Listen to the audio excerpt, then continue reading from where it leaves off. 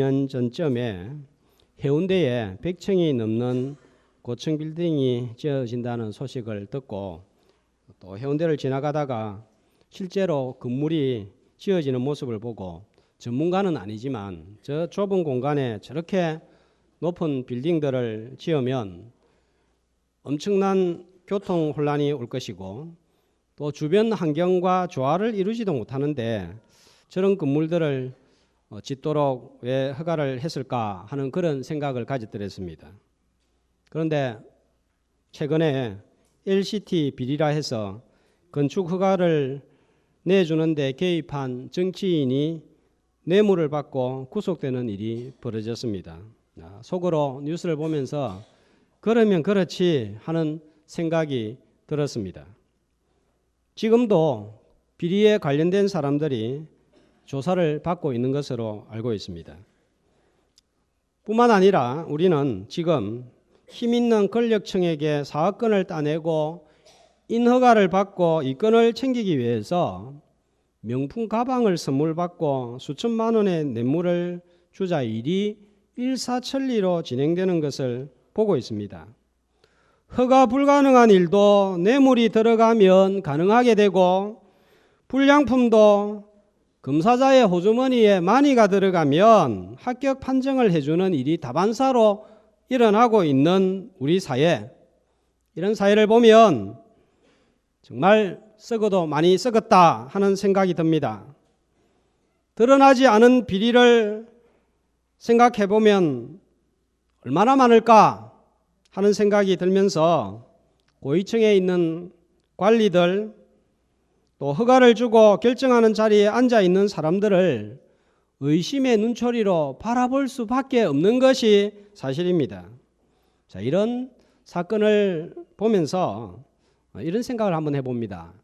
만약에 내가 힘이 있고 여건이 되어서 고위층이나 허가를 줄 수 있는 자리에 앉아 있는데 누군가가 찾아와서 수천만 원, 수억 원의 돈을 들고 와서 청탁을 한다면 단번에 거절할 수 있을까? 절대로 안 됩니다. 한 번에 이렇게 거절을 해버리고 다시는 찾아오지 마세요 하고 문을 쾅 닫아버릴 그럴 자신이 있는가 하는 생각을 해봅니다.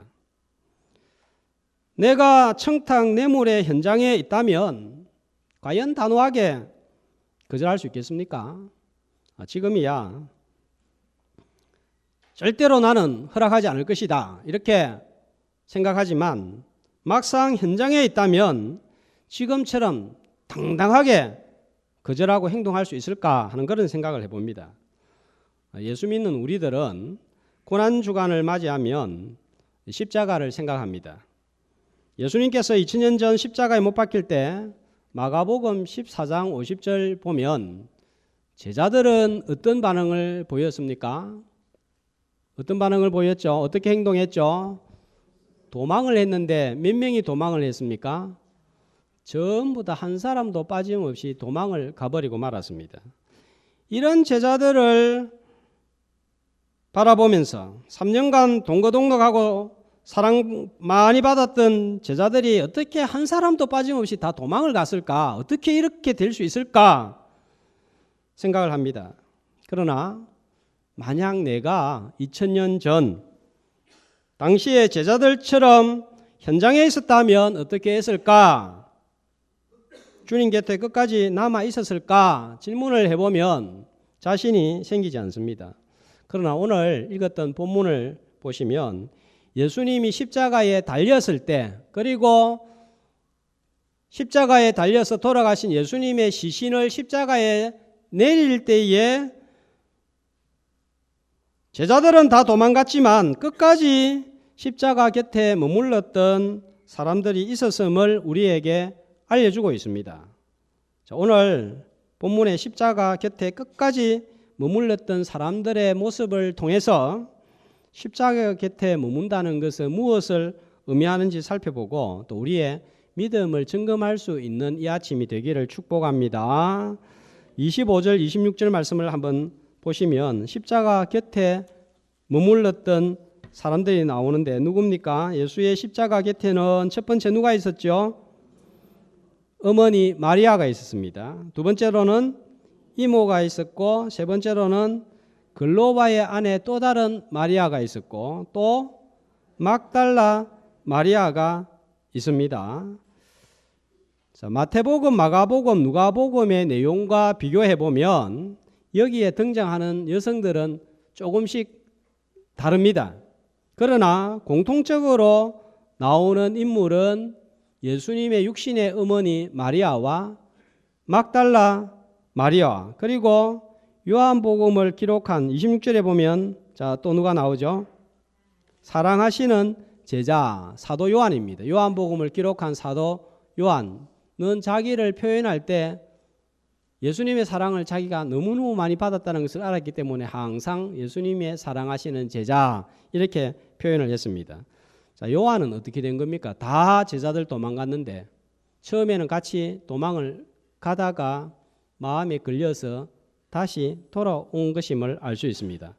자, 그리고 이제는 십자가에 달리신 예수님의 시신을 내릴 때에 있었던 사람들이 나오는데 38절, 39절에 보면 누구예요? 아리마대 사람 요셉, 39절에는 니고데모. 자, 이렇게 해서 십자가에 달릴 때에 또 십자가에서 시신을 내릴 때에 옆에 있었던 사람들 종합해 보면 5명이 됩니다. 보리떡 5개와 물고기 2마리로 오병이어 기적을 행할 때는 남자만 5,000명이 몰려들어서 인산일해를 이루었는데 예수님이 고통스러운 십자가에 달릴 때 시신을 내릴 때에는 5명만 옆에 있는 모습을 볼 수 있습니다. 사람이 정말 비언망덕하다는 생각을 가집니다. 아까 했던 질문, 만약에 내가 그때 거기에 있었다면 예수님 십자가에 지실 때에 나는 거기에 있었을까 생각해 봅니다. 오병이어 기적을 행할 때에는 주님 따라다녔는데 십자가 지실 때에는 다 어디에 있었습니까? 도망가 버리고 5명만 그 자리에 남아 있었습니다. 십자가 곁에 머물면 고통이 따르고 희생이 따르고 헌신이라는 대가가 따라오기 때문입니다. 그들은 어떤 대가를 지불했는지 한번 살펴보기를 원하는데 막달라 마리아는 일단은 오늘은 제외하겠습니다. 마리아, 요한, 요셉과 니고데모 중심으로 한번 살펴보기를 원하는데 자, 첫 번째 사람이 누굽니까? 누구예요? 예수님의 육신의 어머니 마리아입니다. 십자가 위에서 머리에는 가시관을 쓰고 양손과 발에 못이 박혀서 피를 흘리면서 쓰러져가는 육신의 아들의 모습을 바라보는 어머니 마음 어떨까요? 자, 내 아들이 지금 그런 일을 당하고 있다 하는 것을 직접 눈으로 보고 듣고 있는 현장에 내가 있다. 여러분 그 마음이 어떻겠습니까? 세월호 인양으로 온 나라가 들썩들썩 한 지가 오래되었습니다. 바다에 빠진 배를 건져 올리는데 1,000억 원이 넘는 엄청난 돈을 들여서 엄청난 작업을 하고 있지만 아무도 왜 그렇게 돈을 많이 들여서 쓸데도 없는 배를 건져 올리느냐 비난하지 않습니다. 이유는 자식 잃은 부모의 심정 모두가 알기 때문입니다. 3년간 바닷가를 떠나지 않고 계속 그 가라앉은 배만 쳐다보는 부모의 심정을 알기 때문입니다. 그런데 지금 내 눈앞에서 내 아들이 죽어가는 모습 바라보는 어머니의 심정 누가복음 2장 35절에 보면 시므온은 예수님이 태어난 순간부터 이 마리아의 마음을 바라보면서 예견을 했습니다. 자, 어떻다고 하죠? 칼이 내 마음을 찌르듯 하리니 육신의 아들 예수님이 몸에서 피를 흘릴 때 육신의 어머니 마리아의 마음에서는 또 피가 철철 쏟아지고 있는 거예요. 자, 육신의 어머니 마리아의 심정이 어떠했는가 상상을 하게 하는 두 그림이 있습니다. 두 그림의 제목은 십자가에서 내려지는 그리스도 하는 이름인데, 첫 번째 그림을 먼저 한번 보면 장푸계라는 화가가 그린 그림입니다. 자, 여기 그림을 보면 예수님이 지금 내려오고 있죠, 그죠? 예수님의 상반신을 바치고 있는 이 사람이 이 그림에서는 사도 요한입니다. 그리고 이 발치에서 발을 붙들고 있는 사람은 아리마대 사람 요셉입니다. 여기에 보니까 향품을 들고 있는 사람이 있습니다. 누굽니까? 니고데모예요. 여기에 푸른 옷을 입고 팔을 들고 있는 사람은 마리아입니다. 그런데 이 마리아의 모습을 보면 지금은 얼굴이 어떤지 표정이 잘 드러나지 않습니다. 그런데 베이덴이라는 사람이 그린 또 다른 그림을 한번 보면 이렇게 되어 있습니다. 여기에 예수님의 상반신을 바치고 있는 사람은 니고데모입니다. 조금 다르게 그렸습니다. 그리고 발치에서 발을 붙들고 있는 사람은 아리마대 사람 요셉입니다. 그 옆에 침통한 표정을 하고 있는 사람은 막달라 마리아입니다. 역시 마리아는 푸른 옷을 입고 있습니다. 자, 그런데 이 푸른 옷을 입고 있는 마리아가 지금 어떤 상태에 있습니까? 어떤 상태에 있죠? 실신을 해서 기절을 하여서 쓰러져 있습니다. 오늘 본문에 보면 십자가에 예수님이 달렸을 때는 서 있었는데 가까이에서 창에 찔리고 못에 찔려서 온몸이 피투성이가 되어 있는 상한 아들의 시신을 더 가까이 눈으로 보는 순간 실신해서 쓰러졌고 다른 여인의 부축을 받고 있습니다. 빨간 옷을 입고 있는 사람은 여기에서는 사도 요한으로 이렇게 묘사를 하고 있습니다. 십자가 곁에 머문다는 것은 바로 이런 거예요. 내적인 상처와 고통을 감수하는 것입니다. 우리는 십자가 하면 늘 하나님의 능력만 생각합니다. 십자가 때문에 얻게 되는 것만 생각합니다. 구원받고 축복받는 것만 생각하고, 그러나 십자가는 우리에게 상처와 고통을 가져다 준다는 사실입니다.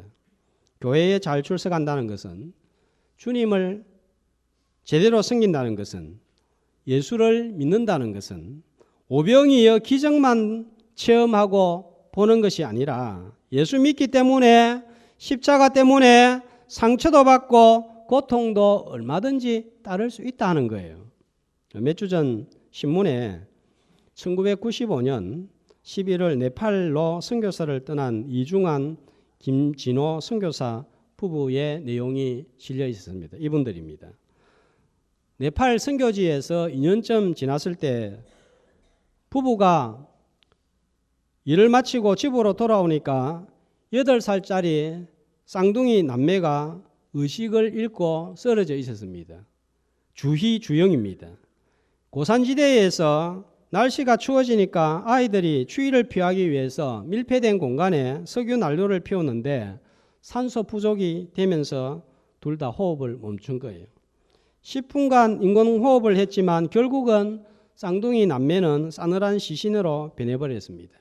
하나님, 선교지에 왔는데 아이들을 이렇게 데리고 가면 어떻게 합니까? 왜입니까? 왜? 하면서 아내 선교사는 소리를 지르면서 의식을 잃고 쓰러져 버리고 말았습니다. 그럼에도 불구하고 두 부부는 한국에 들어왔다가 3개월 지내고 다시 네팔의 선교지로 돌아갔습니다.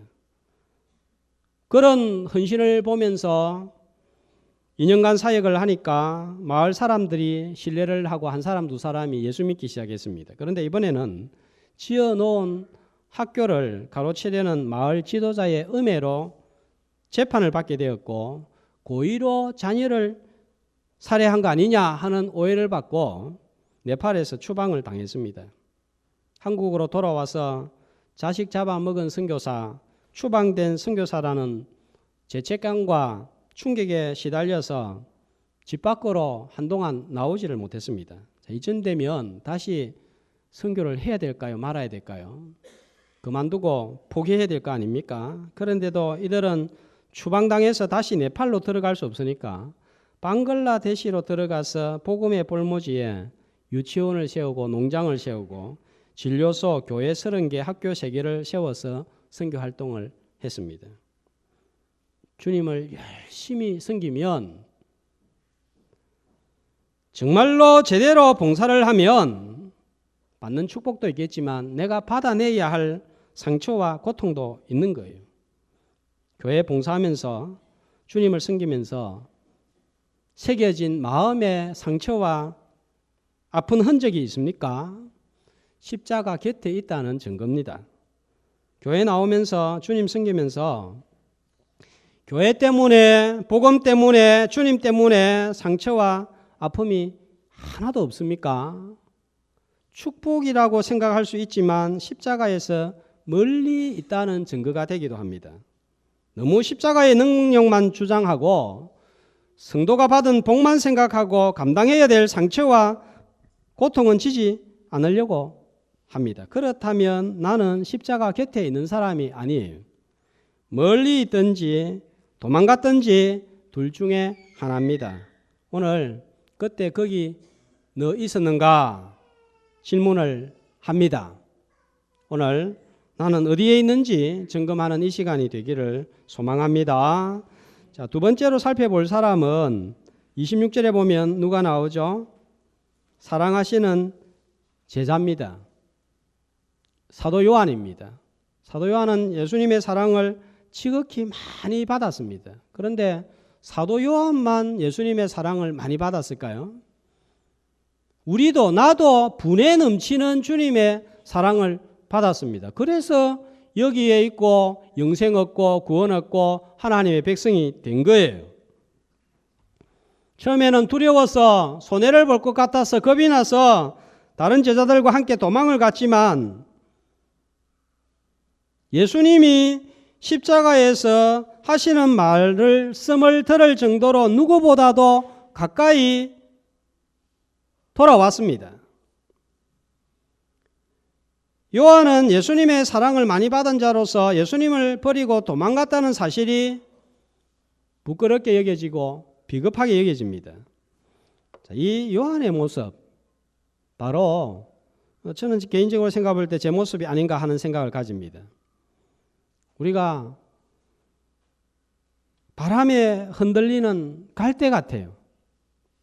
강한 것 같은데 바람이 불면 작은 바람이 스치고 지나가도 흔들흔들거리는 존재가 우리입니다. 작은 일에 놀라고 어떤 날은 주님을 위해서 다드리고 헌신할 것처럼 하다가도 어떤 때는 나보다 의인이 없는 것처럼 나만 주님을 위해서 섬기는 것처럼 그렇게 당당하게 예수 믿고 교회를 섬기다가도 어떤 날은 내가 믿음이 있는지 없는지, 믿는 사람인지 믿지 않는 사람인지 구분이 가지 않을 정도로 영적으로 내리막길을 걸을 때가 있습니다. 그냥 모른다 하고 벗어나고 달아나려고 하고 말씀의 자리에서 벗어나서 저희의 현장에 있기도 합니다. 연약하기 때문에 그렇습니다. 연약하기 때문에 우리는 주님 모른다 할 수도 있고 도망갈 수도 있습니다. 그러나 도망갔더라도 반드시 돌아와야 됩니다. 그리고 돌아와서 주의 말씀을 들으면 회복이 되는 거예요. 너무 멀리 가버리기 전에 다시 돌아오면 십자가 곁에 머물고 주님과 함께하는 사람이 될 수 있습니다. 지금 나의 영적인 주소는 어디입니까? 나는 지금 어디에 있습니까? 도망가고 떠나 있다면 다시 돌아와서 주님의 일에 동참하는 성도가 되시기를 축복합니다. 그 다음에 막달라 마리아는 시간상 생략을 하고 예수님의 십자가에 달리신 시신을 내릴 때에 시신을 챙긴 두 사람 요셉과 니고데모입니다. 자, 요셉 어떤 사람입니까? 누가복음 23장 50절에서 51절 보니까 이렇게 소개하고 있습니다. 같이 공의 의원으로 선하고 의로운 요셉이라 하는 사람이 있으니 그들의 결의와 행사에 찬성하지 아니한 자라. 자, 이 말씀 보니까 선하고 의로운 사람이었고 이스라엘 국가를 대표하는 70인 중에 한 명입니다. 우리나라 같으면 국회의원에 해당되겠습니다. 그리고 니고데모 어떤 사람입니까? 39절에 보니까 어떤 사람으로 소개하고 있죠? 39절에 보니까 니고데모를 예수께 밤에 찾아왔던 니고데모. 요한복음 3장 1절에서 우리가 지난번에 살펴봤죠. 어떻게 이렇게 말씀합니다. 함께 바리새인 중에 니고데모라 하는 사람이 있으니 유대인의 지도자라. 자, 역시 존경받는 바리새인이었고 선생이었고 산헤드린 공회원 70인 중에 한 사람이었습니다. 자, 두 사람의 공통점은 모두 부유하고 국가를 대표하는 공회원이었고 상당한 영향력을 행사하는 사람이었습니다. 또 이 두 사람은 이름에도 불구하고 둘 다 소위 말하는 몰래 교인, 몰래 신자, 숨은 교인이었습니다. 처음에는 자신들이 예수님을 믿는다는 것을 드러내는 것을 상당히 꺼려한 사람들이었습니다.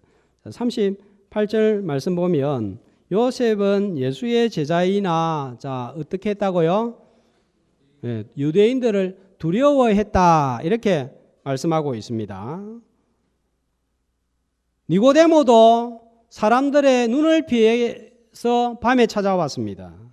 요한복음 12장 42절 43절 말씀을 보면 왜 이들이 두려워하고 꺼려했는지 이렇게 말씀하고 있습니다. 한 목소리로 그러나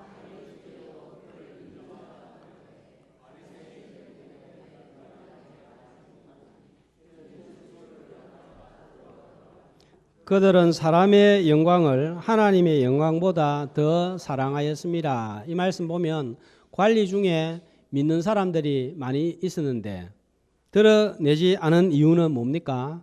출교를 당할까 봐서. 출교를 당하면 공회의원의 자격도 상실을 합니다. 국회의원 자격 상실합니다. 되기가 얼마나 힘든데 상실하는 거예요. 자, 그것은 하나님의 영광보다 사람의 영광을 더 우선했기 때문이다. 이렇게 말씀하고 있습니다. 그런데 보세요. 이런 몰래 교인, 숨은 신자가 예수님이 십자가에서 죽으시는 장면을 목도하고는 사람들 앞에 당당하게 드러납니다. 마가복음 15장 43절에 보면 어느 누구도 예수님을 따랐던 사람들 중에 시신을 챙길 엄두를 못 내는 거예요. 잘못하면 목이 날아가는데. 그런데 아리마다 사람 요셉은 빌라도 총독한테 들어가서 어떻게 시신을 요구했습니까? 달라고 했습니까? 당돌이 예수님의 제자들 다 무서워서 도망가고 몸을 도사리고 있을 때에 나타나서 당돌이 달라고 요구를 하고 있습니다. 지금 이렇게 나오면 신세 망치기 딱 좋은 거예요. 그러나 두 사람은 예수님의 십자가에 처형되는 모습을 보고 마음이 달라졌습니다. 믿음이 새로워졌습니다. 나는 망해도 좋다. 출교 당해도 좋다.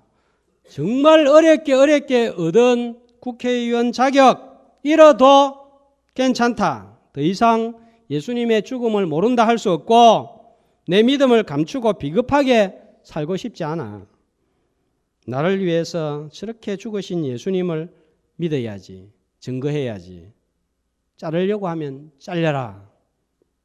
여러분 이쯤 되면 순교를 각오하고 나타난 행동이 아니겠습니까? 두 사람의 앞날이 평탄할 리가 없었을 것이라고 예상이 됩니다. 요셉은 무덤을 준비했고 니고데모는 뭘 준비했습니까? 몰약과 침향 섞은 것. 자, 얼마나요? 100리터라. 몰약과 침향은요. 시체 썩는 것을 방지하는 용품인데 왕족을 시신에 처리할 때 사용한 거예요. 그만큼 비싼 거예요. 자, 100리터라 지난번 이스라엘 유물전에 가보니까 이게 얼마나 되냐면 34kg이에요. 거의 제 몸무게의 딱 절반입니다. 웬만한 초등학생 몸무게입니다. 엄청난 양이에요. 자, 그리고 40절에 보면 향품도 가지고 왔습니다. 아까 그림에 향품 들고 있는 니고데모 보셨죠? 상당한 돈을 들여서 가지고 온 거예요. 처음에는 두려워하고 자신을 숨기는 몰래 신자였습니다. 어떤 사람은 처음에는 뜨겁게 믿음이 좋았다가 십자가 곁으로 갈수록 어려움이 생기자 믿음을 버리고 십자가를 내팽개치는 사람이 있는데, 두 사람은 점점 믿음이 좋아져서 주님께 자신의 모든 것을 내어놓는 참 제자가 되었습니다. 지위를 내려놓고 지갑을 열었습니다. 위험을 무릅쓰고 나와왔습니다. 십자가 곁에 있다는 것은 주님께 드릴 것을 드리고 내려놓아야 될 것을 내려놓는 것을 말합니다. 자꾸 받으려고만 하지 내어놓아야 될 것은 내어놓지 않으려고 하고 있습니다. 요구만 하고 할 일은 하지 않습니다. 조금만 생각해 보면 성도로서 내가 해야 될 일이 뭔지, 내가 드려야 될 게 뭔지 말 안 해도 금방 아는 거예요. 그런데도 드릴 것을 드리지 않고 내어놓을 것을 내어놓지 않습니다. 그러다 보면 작은 일에 서운하고 불평이 나오고 원망이 나옵니다. 이런 믿음은 10년이 지나도 20년이 지나도 자라지 않습니다. 축복이라는 단어만 알고 좋아하고 헌신, 드림, 대가라는 단어는 싫어하고 모르는 어린아이 신앙에 머물고 마는 거예요. 십자가 곁에 있다는 것은 축복만 받는 것이 아니라 마리아처럼 받아야 될 상처와 고통도 수고도 하는 것을 말합니다. 주님 섬기고 교회 봉사한다는 게 다 기쁘고 좋은 일만 아니에요. 몸이 따라가야 되고 시간이 따라가야 되고 물질이 따라가야 되고 마음이 따라가야 되고 손가락이 따라가야 되고 발이 움직여야 되는 거예요. 십자가에 머문다는 것은 이런 것을 감당한다는 것을 말하고, 때로는 연약해서 멀리하고 도망갔더라도 요한처럼 다시 돌아오는 것을 말합니다. 처음에는 손해볼까 싶어서 겁이 나서 몰래 감추는 성도였지만 드려야 할 것을 드리고 드러내는 것을 말합니다. 그 사람이 십자가 곁에 선 사람입니다. 고난주간을 맞이하면서 묻습니다. 그때 너는 거기에 있었는가? 십자가 옆에 있었느냐? 아니면 멀리 있고 도망가고 없습니까? 내가 감당해야 할 일을 감당함으로 십자가 곁에 머무는 참 제자로 서는 주의 백성들 되시기를 축복합니다.